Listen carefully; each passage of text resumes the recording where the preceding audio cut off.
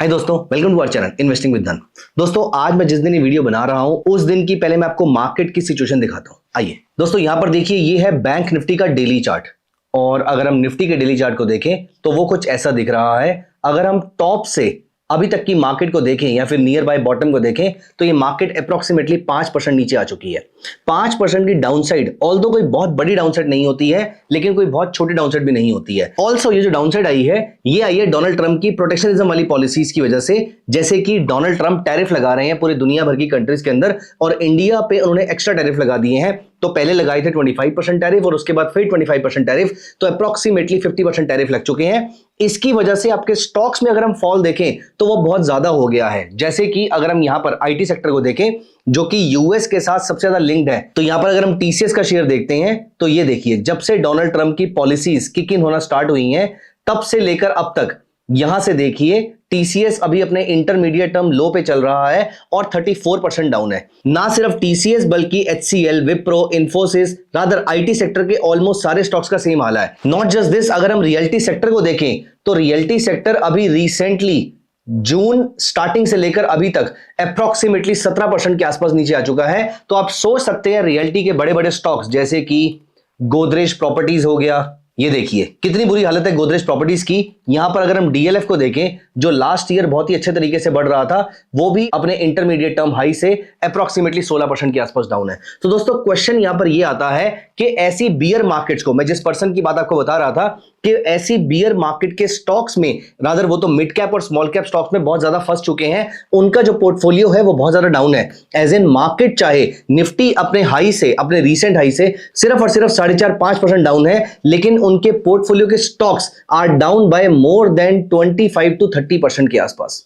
अब दोस्तों, यहां पर क्वेश्चन ये होता है कि अगर ये बियर मार्केट की शुरुआत है, हाइपोथेटिकली मान लेते हैं कि अगर ये बियर मार्केट की शुरुआत है और या फिर ये मार्केट की करेक्शन है, कुछ भी है, यहां पर इंपॉर्टेंट पॉइंट ये है कि आप ऐसी करेक्शंस में अपने आप को सेफगार्ड कैसे कर सकते हैं। दोस्तों, मैं आपके साथ 3 रूल ऐसे डिस्कस करने वाला हूं जिसके थ्रू आप बियर मार्केट से अपने आप को बचा सकते हैं, रादर अपने पोर्टफोलियो में मेजर डाउनसाइड को अवॉइड कर सकते हैं। तो क्या है वो रूल्स, आइए जल्दी से डिस्कस कर लेते हैं। रूल नंबर 1, जैसे ही इंटरनेशनल मार्केट में, जैसे ही ग्लोबल मार्केट में ऐसी कोई भी चीज होती है जो मार्केट में पैनिक क्रिएट कर सकती है, जैसे हमें मालूम है कि लास्ट नवंबर से हमें यह पैनिक दिखना स्टार्ट हो गया था कि डोनाल्ड ट्रंप की जो टैरिफ वाली पॉलिसीज हैं वो इक्विटी मार्केट पे प्रेशर क्रिएट कर सकती हैं, वो आज करें या कल करें। Eight the same time war like situations कभी भी ब्रॉडर मार्केट के लिए पॉजिटिव नहीं हो सकती है। कुछ स्टॉक्स पॉजिटिव हो सकते हैं, कुछ सेक्टर जैसे कि डिफेंस पॉजिटिव हो सकते हैं, ये बुलिश हो सकते हैं, लेकिन सारी मार्केट्स के लिए ये न्यूज ब्रॉडली नेगेटिव ही होती है। दोस्तों, ऐसी कभी भी भनक अगर आपको लगती है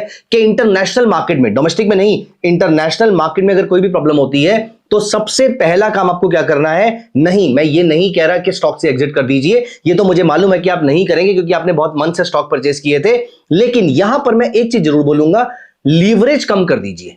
दोस्तों, हम में से बहुत सारे लोग फ्यूचर कॉन्ट्रैक्ट लेकर बैठे होते हैं किसी स्टॉक का, जबकि हम उस फ्यूचर को अफोर्ड भी नहीं कर सकते। हमें लगता है कि अगर 10 लाख का एक कॉन्ट्रैक्ट है और उसका मार्जिन पे करने के लिए हमें सिर्फ 1.5 लाख रुपए चाहिए, 1.5 लाख रुपीस चाहिए, और मेरे पास 1.7 लाख रुपीस है, तो मैं ये फ्यूचर अफोर्ड कर सकता हूं? Absolutely not. जब तक कि आपके पास वो 10 लाख रुपीस नहीं है, आप वो फ्यूचर होल्ड नहीं कर सकते हैं। दोस्तों, किसी भी फॉर्म की जो लीवरेज होती है वो अवॉइड कर लीजिए। फॉर एग्जाम्पल, आप में से बहुत सारे लोग ऐसे हैं, ऑल्दो मैं उस चीज के स्ट्रिक्टली अगेंस्ट हूं, लेकिन स्टिल बहुत सारे लोग ऐसे हैं जो उधार लेके ट्रेड करते हैं। दोस्तों, bear market is the worst period for this kind of situation. Anyways, उधार लेके ट्रेड करना तो कभी भी रिकमेंडेड नहीं है, लेकिन लीवरेज किसी भी फॉर्म में हो, चाहे वो एक्सटर्नल लीवरेज हो चाहे वो इंटरनल लीवरेज हो, ये दोनों टाइप की लीवरेज को सबसे पहले खत्म कर दीजिए। पूरी की पूरी होल्डिंग जो आप होल्ड कर रहे हैं वो डिलीवरी में लेकर चलिए और अपने पैसे की डिलीवरी में लेकर चलिए।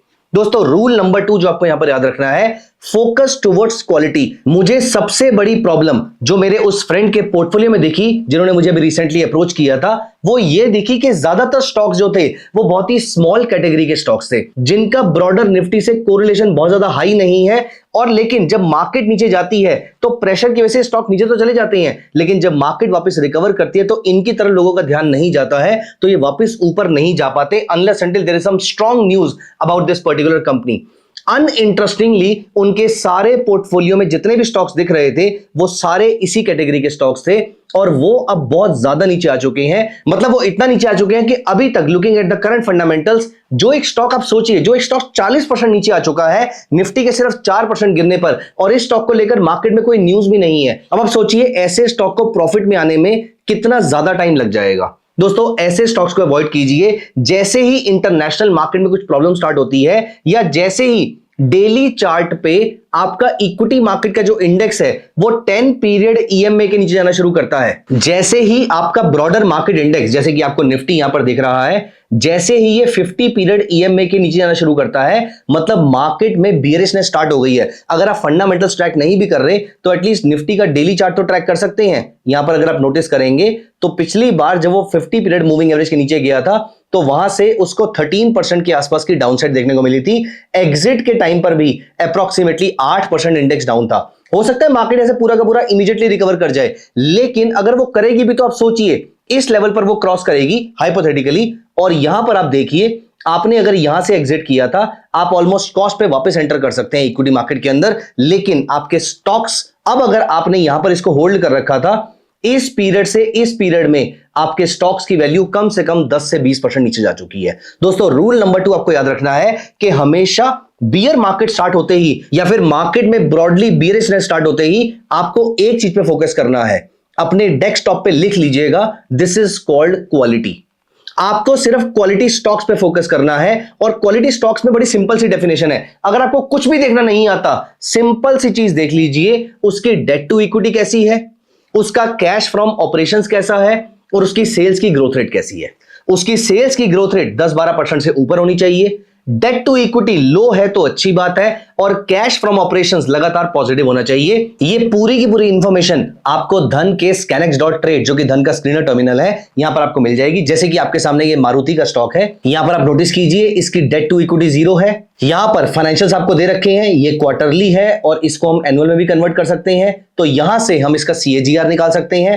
एट द सेम टाइम अगर आप कैश फ्लोज में चलेंगे तो यहां पर आपको दिख रहा है कि operating cash flow is always a positive number. तो मैं ये नहीं कह रहा ये कंपनी अच्छी है बुरी है, लेकिन ये 3 पैरामीटर्स देखकर आपको समझ में आ जाएगा कि ब्रॉडली कंपनी अच्छी है बुरी है। तो अगर मार्केट की सिचुएशन खराब भी जा रही है, देखिए बहुत ही कम बार ऐसा होता है जब निफ्टी 50 पीरियड मूविंग एवरेज के नीचे सस्टेन करती है या फिर जाती है। यहां पर टेम्परेरीली गई थी, आपको कॉस्ट पे वापस बाय करवा दिया था। इलेक्शन के रिजल्ट्स वाले दिन गई थी, आपको इमीडिएटली बाय करवा दिया था। यहां पर जब उसने नीचे सस्टेन किया था तो यहां पर आपको 13-14% के आसपास की डाउनसाइड देखने को मिली थी, और अभी रिसेंटली भी दोबारा से गई है। मैं यहां पर कोई रिकमेंडेशन शेयर नहीं कर रहा, लेकिन ये आपके लिए एक स्ट्रॉन्ग हिंट है ये पता करने के लिए कि मार्केट का ब्रॉडर ट्रेंड बुलिश है या बियरिश है। तो अगर मार्केट का ट्रेंड बियरिश हो जाता है तो पहली बात तो लीवरेज कम कर दीजिए, दूसरी बात क्वालिटी स्टॉक्स की तरफ शिफ्ट हो जाइए, और तीसरी बात दोस्तों यहां पर do not try to catch the falling knife. कभी भी never never never ever try to catch the falling knife. हम में से ज्यादातर लोगों को यह लगता है कि अगर आज बाय नहीं किया तो यह मिस हो जाएगा, अगला स्टॉक मेरी जिंदगी बदलने वाला है। दोस्तों कोई स्टॉक आपकी जिंदगी यहां पर अभी इमीडिएटली नहीं बदल रहा है। जब तक मार्केट नीचे है, बी वेरी वेरी पेशेंट, आपको अच्छी अपॉर्चुनिटीज मिलेंगी मार्केट के अंदर। जैसा कि यहां पर मेरा एक कोट भी यही कहता है that there will always be more opportunities tomorrow than yesterday, then why FOMO. दोस्तों बियर मार्केट एक बहुत अच्छी अपॉर्चुनिटीज है बड़ा पैसा कमाने के लिए, लेकिन आप छोटी छोटी गलतियां करके जल्दी से फोमो फील कर लेना, हर्ड बिहेवियर में फंस जाना, लोगों की बात को मान लेना, डर के मारे अपने सारे स्टॉक्स को बेच देना। दोस्तों फंडामेंटल ट्रैक कीजिए, अच्छी क्वालिटी को होल्ड कीजिए, सिर्फ खराब क्वालिटी को बेचने की जरूरत है। क्वालिटी पे फोकस कीजिए, लीवरेज मत लीजिए, at the same time do not try to catch the falling knife. ये 3 रूल्स अगर आप फॉलो कर लेते हैं, फॉलो करने से पहले कमेंट्स में तीनों रूल्स को लिख भी दीजिएगा। ये 3 रूल्स अगर आप फॉलो कर लेते हैं तो let me tell you one thing very very clearly कि अगली बार कभी भी मार्केट क्रैश करेगी, अगली बार कभी भी मार्केट में एक बड़ी करेक्शन आएगी, you will always be patient. आपको अच्छी अपॉर्चुनिटीज मिलेंगी, अच्छे प्राइस पे मिलेंगी, जस्ट बी पेशेंट। आप यहां पर अच्छा पैसा बना सकते हैं, लेकिन ज्यादातर केसेस में हम छोटी छोटी गलतियां करके अच्छे पैसे को लूज कर जाते हैं। अगर आपने कोविड के पीरियड में जनवरी में स्टॉक्स बाय किए होते तो मार्च तक आपका पोर्टफोलियो 70% डाउन था। फरवरी में बाय किए होते तो भी आपका पोर्टफोलियो कम से कम 40-50% डाउनसाइड देखता। मार्च की स्टार्टिंग में किया होता तो भी आपके पोर्टफोलियो में कम से कम 30-40% के आसपास की डाउनसाइड दिखती। दोस्तों सबसे बढ़िया दिन था 23 मार्च का। अब आपके माइंड में ये आ रहा होगा कि हिस्ट्री में सोचना बड़ा आसान है। नहीं दोस्तों, हिस्ट्री में सोचना आसान नहीं है। अपने आसपास देखिए, जहां पर पूरी दुनिया ब्रॉडली पैनिक में है वो बाय करने का टाइम होगा। जहां पर पैनिक नहीं है अपने आसपास नजर घुमा के देखिए। अगर आपको लगता है कि अभी पैनिक नहीं है, बी पेशेंट, आपको अच्छी अपॉर्चुनिटीज मिल जाएंगी। दोस्तों, there will always be more opportunities tomorrow than yesterday. Do not have any FOMO. You will always have better opportunities. और ऐसी opportunities और ढूंढने के लिए we have shared many videos on our channel, जहां पर मैंने आपको बताया है कि अच्छे स्टॉक्स का सिलेक्शन कैसे किया जाता है, price to earning multiple, ROA, ROE, इन सारे पैरामीटर्स का क्या मतलब होता है और ये सारे पैरामीटर्स ऐड करके अपने लिए आप अच्छे स्टॉक्स कैसे निकाल सकते हो। ये सारी चीजें मैंने बहुत सारी वीडियोस में डिस्कस करी हैं। तो प्लीज मेक श्योर आप उन वीडियोस को जरूर देखिएगा, थॉरोली देखिएगा और उसके नोट्स भी बनाइएगा। एट द सेम टाइम अगली बार अगर बियर रन स्टार्ट होता है या अगली बार मार्केट में करेक्शन आती है, अब आपको करेक्शन की डेफिनेशन मालूम है कि मार्केट में अगर निफ्टी 50 पीरियड EMA के नीचे जाती है डेली चार्ट पे, you have to be very cautious, you have to play very safe, no leverage, only quality and do not try to catch the falling knife. The market will give you ample opportunities. दोस्तों, कैसे लगे आपको ये video, कैसा लगा आपको पूरा thought process, please मुझे कमेंट्स में जरूर बताइएगा। और एक क्वेश्चन जाने से पहले जिसका आंसर आप मुझे कमेंट्स में देने वाले हैं, मैंने निफ्टी के डेली चार्ट पे कौन से पीरियड की मूविंग एवरेज लगाई थी? Question number 1। क्वेश्चन नंबर 2, वो SMA लगाई थी या EMA लगाई थी? दोनों चीजों का आंसर मुझे कमेंट्स में दीजिएगा। अगर आपका आंसर सही हुआ तो मैं उसको थम्स अप दूंगा। Thank you so much, bye bye, take care. Investments in the securities market are subject to market risk. Read all the related documents carefully before investing.